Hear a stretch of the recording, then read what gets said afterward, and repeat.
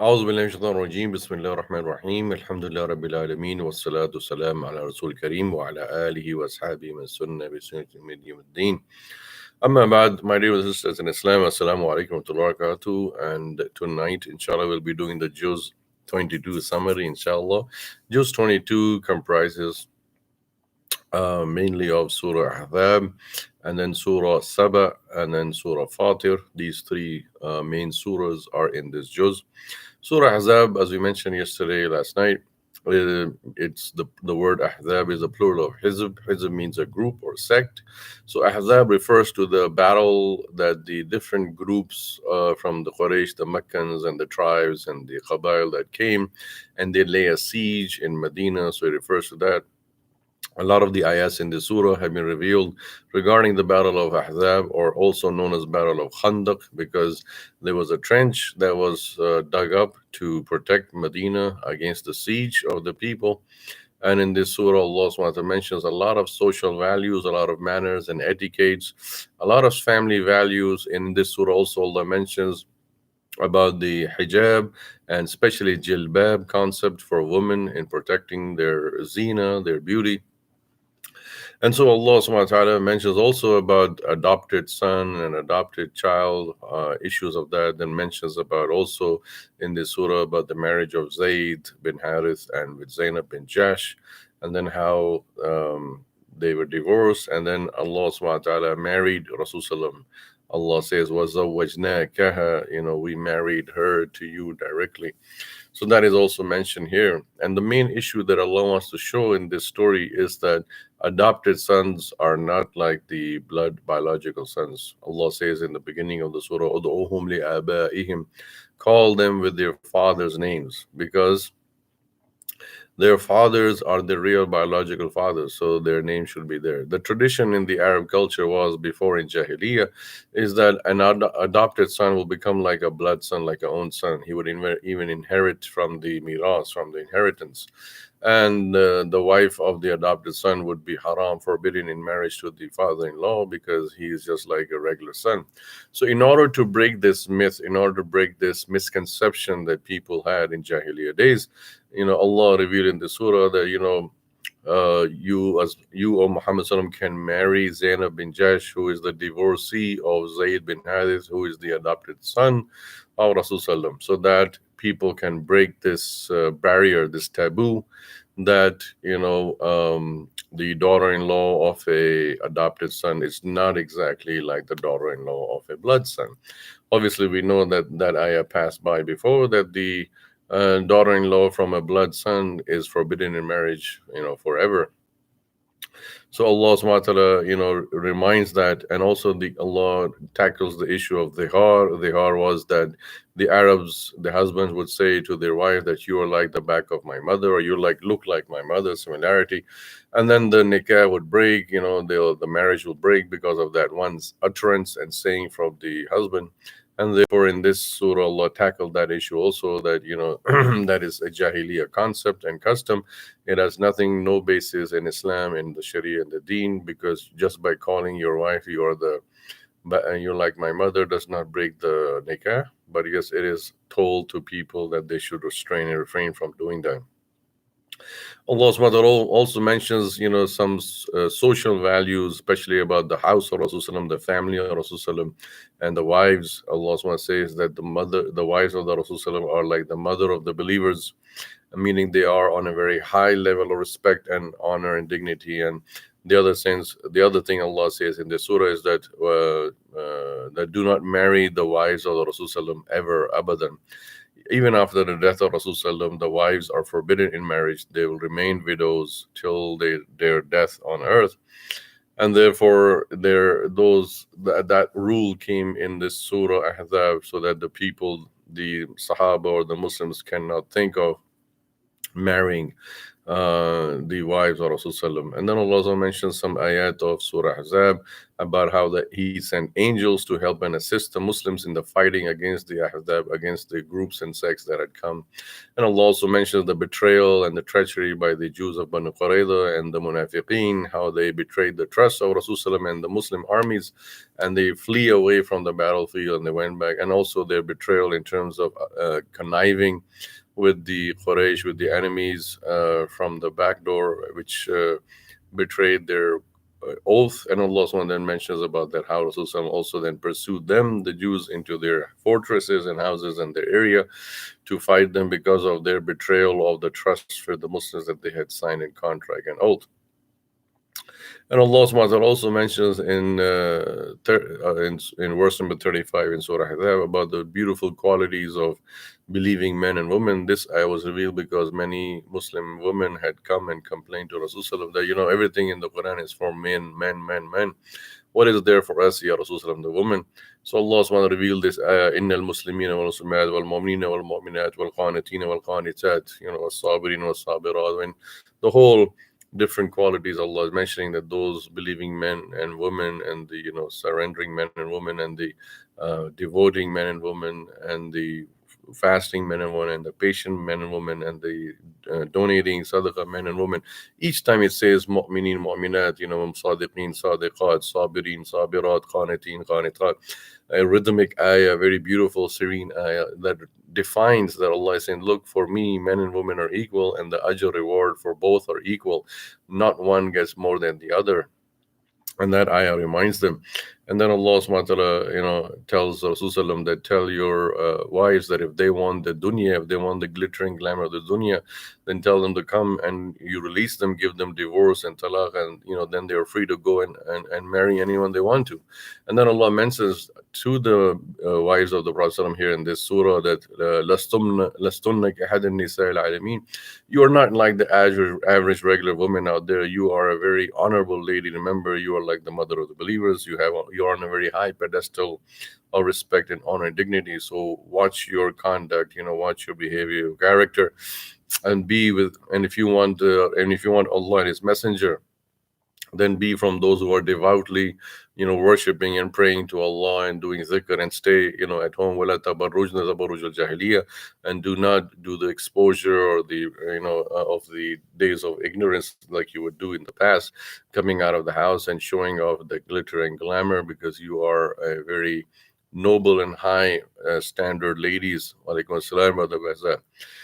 Then Allah subhanahu wa ta'ala also mentions that to tell your wives and your daughters and the women of Muslims, women of Islam, tell them, O Prophet ﷺ, that they should cover their bodies and upper part of their bodies with some jilbab, jilab bihin, meaning they should have some loose covering, loose clothing from head to toe that would not show the contours of the body and that would protect and guard them for their modesty and chastity.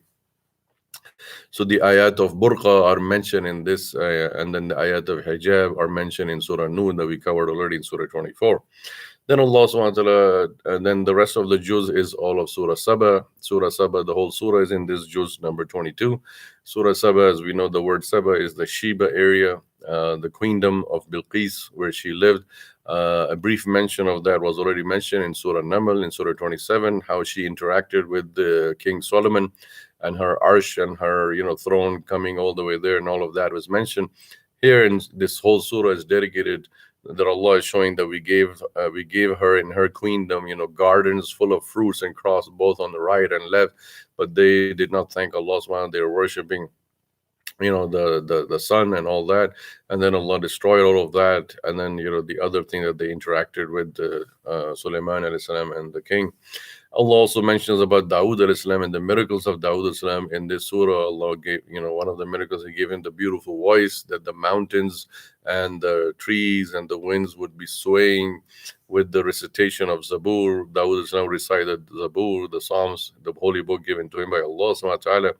And he was given asalna lahu al-hadid, and Allah made the iron molten for him, for molten brass, so that he would make from it ayn al-qitr, body armor. And that was his specialty of Dawood alayhi salam, that he would be doing. I remember Dawood Islam's story was already mentioned way back in Surah Baqarah in the second juz when we did that Allah subhanahu wa ta'ala appointed him and made him a king and then a prophet because he fought with Goliath, Jalut, and he defeated that. Here Allah subhanahu wa ta'ala, wa alaikum assalam, Brother Imran, mashallah. Here Allah subhanahu wa ta'ala also mentions about Sulaiman alayhi salam and the miracles that Allah gave Sulaiman alayhi salam, that he had the wind blowing for a month from morning to evening, and then for a month of blowing from evening to morning, and then the other, he had the molten brass and everything, and then he had the jinns and the human beings and the animals and the birds in his army, which is already mentioned in Surah Namal before, and here Allah reiterates that. And then Allah also in Surah Saba mentions about the affairs of the mushrikeen and the kuffar and how they will be cursing each other on the day of judgment as they are going towards hellfire, and the oppressed ones and the lower class will call upon the higher class. We used to follow you, so why don't you save us today on Yawm al-Qiyamah? And they'll say, we didn't ask you to follow us, you just followed us yourself. Don't blame us, blame yourselves. And they both will be thrown in the hellfire. Then Allah mentions about the righteous people, the good people, they'll go into the Jannah, and they'll have the gardens of paradise and a beautiful abode for them in the beautiful paradise in that aspect. Then we have Surah Fatir, Surah 35. Surah Fatir comes from Fatara. It is one of the names of Allah and one of the qualities, sifat of Allah. Fatir as-samat wal ard. Fatir means to originate, to start something from scratch. Allah is Khaliq, the creator, that is one thing, and Fatir meaning the creator, the one who creates things from zero, from nothing, from totally scratch. Wa alaikum assalam, Brother Zamir. So Fatir as-samat wal ard, he is the originator, the creator, the maker of the heavens and the earth. And Allah mentions that he sends angels, who have wings, 2, 3, or 4, and he sends angels as many as he wants here on earth for various reasons. And Allah says that if he sends goodness, then no one can stop it. And if he withholds the goodness, then there's no one besides Allah that can give you the goodness. Here in Surah Fatir, Allah mentions about that. Surah Fatir also talks about, whatever good comes from Allah, whatever bad, and there are some that comes is with his permission. Allah mentions many scientific ayats here that sweet water and salt water, they don't mix, and then the mountains and the sun and the moon and the stars and the night and day, they're all signs from Allah subhanahu wa ta'ala, so that people can reflect and ponder upon it and then believe in Allah subhanahu wa ta'ala and come back to the deen of Islam. And that's what in Surah Fatir Allah is mentioning. And there's also Allah subhanahu mentioned in Surah Fatir that Ya alladhina amanu antum al-fuqara ila Allah wallahu al-ghaniyyul hamid. Allah is saying that, oh human beings, you are the one who are poor, in poverty, indebted to Allah. You are in need of Allah. Allah is Ghani, Allah is rich and Hamid. He is praiseworthy and free from all needs and necessities. This is in answer to the people who said that, oh, Allah is poor, why does he keep asking to give money, donate money, give sadaqah? What is this? Your God must be poor.